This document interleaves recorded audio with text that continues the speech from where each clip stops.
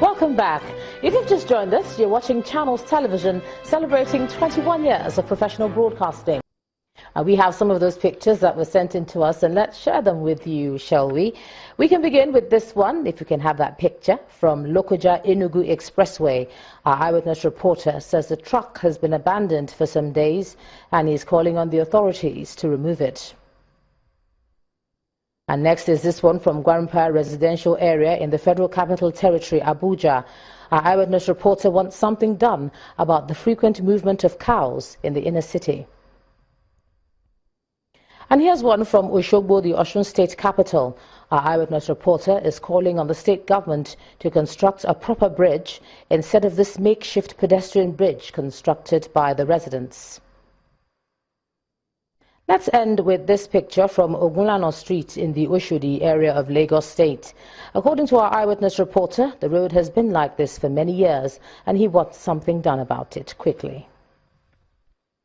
Thanks a lot for all your pictures, and we do ask you to keep them coming. Now, the emergence of Donald Trump as the president-elect of the world's most powerful country has no doubt sent some shockwaves across the world. And this comes against the backdrop of the Republican candidate's campaign rhetoric, which centered on possible policy positions which many fear may impact negatively on various parts of the world, as well as being capable of setting off diplomatic rows. To take a look at all this, I'm now being joined on the news at 10 by a former permanent secretary at the Ministry of Foreign Affairs, Ambassador Joe Keshi. Thanks so much, Ambassador Keshi, for joining us on the news at 10. I think we've run out of superlatives to qualify this. Good evening. Yes, good evening. This win. Just taking a look at his acceptance speech, let's start off from there. We saw a very measured president-elect, quite different from the candidate, Donald Trump. Is this the new Trump that we're going to see?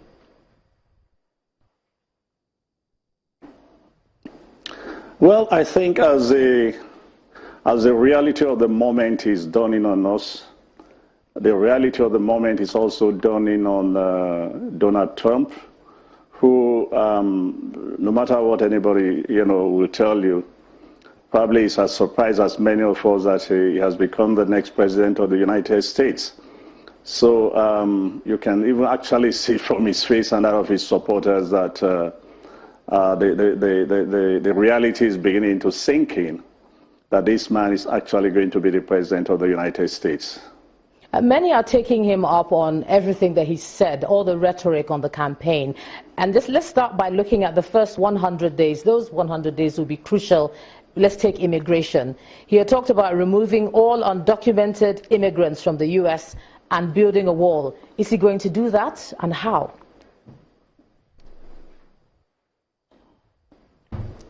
Number one, he is not going to build a wall for two main reasons. Number one, the cost estimate of the wall so far is so huge, enormous, and he has not told anybody where the money is going to come from.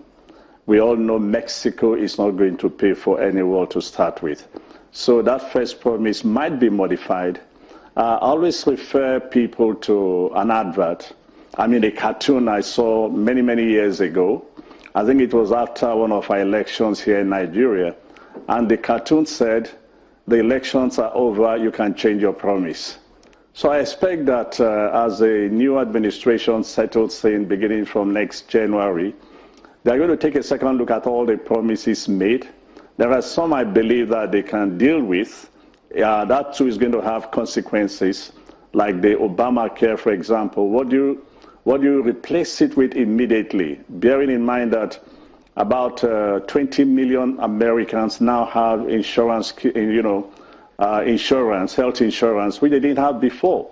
You are not just going to repeal Obamacare and throw those 20 million people out of the medical system. I think that there are going to be some serious thinking on some of the policies or some of the things he said during the campaign. Well, another thing that might need some serious thinking is what he's going to do about trade. And I mean, he had talked about closing America's economic borders. How's that going to work with the EU? We know Angela Merkel is very big on open borders. What do you think he's going to do? Bear in mind that Donald Trump is a businessman who's made an enormous amount of money from trading around the world. Some of his goods that he sells in the United States are made in China and elsewhere. We just have to wait to see whether he's going to, bring back those businesses, his own businesses to start with first, back to the United States. I think eventually what would happen is that they're going to look at NAFTA, for example, and begin to see areas where they are not too comfortable with, and see what they can change. But the reality we must all face, and I think which he will confront in office, is that the world in which Donald Trump was speaking about during the campaign, the world in which those who voted for him, particularly those from rural America, who felt and are still feeling that the economy has changed and has left them behind, that world no longer exists. Technology has taken over a number of things. Globalization has changed our world, and this is going to be some of the things that he has to confront with. When you think of the promises he made in trade. Look, the coal area, the steel areas, these are areas that in the first place, the American businesses started moving businesses out of the United States because of the high cost of labor. And these are some of the things that he has to, find a way of addressing. If not, the next first midterm election in 2 years' time, it's going to be very tough for the Republicans. All right, let me just ask you. But there are a few, like I said, appointing a Supreme Court judge is probably one of the easiest. And I think that because there's a vacancy, so that's going to be very easy for him to do. Repealing Obamacare, again, he can do that very easily. But the problem there, I repeat, is what is he going to do with the 20 million Americans who now have insurance? All right, we're going to have to leave it there and see what Mr. Trump does do. Former Permanent Secretary at the Ministry of Foreign Affairs, Ambassador Joe Keshi, thanks for sharing your thoughts with us on the news at 10 tonight. Let's cross over now to Abuja, and here's Linda Akigbe. Linda.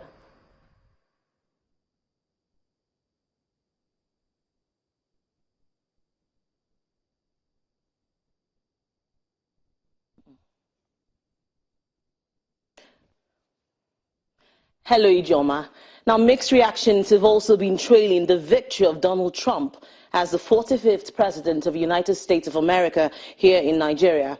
Speaking to State House correspondents after the Federal Executive Council meeting, the Minister of Labour and Employment, Dr. Chris Ngige, says what happened is a major shift in the American political climate. Channels Television also spoke to some lawmakers on their reaction to Trump's victory at the polls. The U.S. presidential election left the world spellbound. Many Nigerians held vigils, monitoring who would emerge in the keenly contested and nerve-wracking U.S. presidential election. Hours after Donald Trump emerged as the 45th U.S. president, some lawmakers and government officials bared their minds on his victory. I was one of those who made the permutation against all odds that he will win, because I saw it coming. I saw the message he had. He had a big message for the American people. Whether you like to say that it is for the whites or for those people called redneck, the message was, I'll give you back your country. From the perspective of the person I thought was best qualified to be President of America and of the free world, I felt disappointed. From perspective of a woman, being a woman, and having a qualified woman like Hillary Clinton run for that office and come so close to it and is unable to take it, I felt disappointed. Shock, disbelief, and what happened to the polls? What happened to competence? What happened to experience? That's what democracy is all about. We just have to live with it, and we hope he will conform to the rules that they have and not go out of the system from what he's saying, that immigration, building the wall, Muslims and all these things, that he doesn't go ahead and implement those things that he said. They say there are lessons to be learned from Mr. Trump's victory at the polls. The economic theories we're practicing are hurting too many people. And so there's a lot of anger, and people are looking for a way to express it. In this country, for instance, interest rates have remained averagely at 25–30% for 30 years. It's impossible for young people to dream dreams and achieve them. The rural areas are emptying, hunger is increasing. Only a small number of people have access to wealth. And so the rest are complaining, but nobody is listening. That's what has happened now. Because even though America is a powerful country, the wealth is in the hands of the people in the stock exchange and the people in the big business people. The ordinary people have had a rough time. Even the blacks didn't turn out to vote. They've lost hope. Reservations or not, Donald Trump is the president-elect of the United States of America. In the coming days, as he begins his term, Nigerians would find out how he intends to engage with Nigeria and the rest of the world.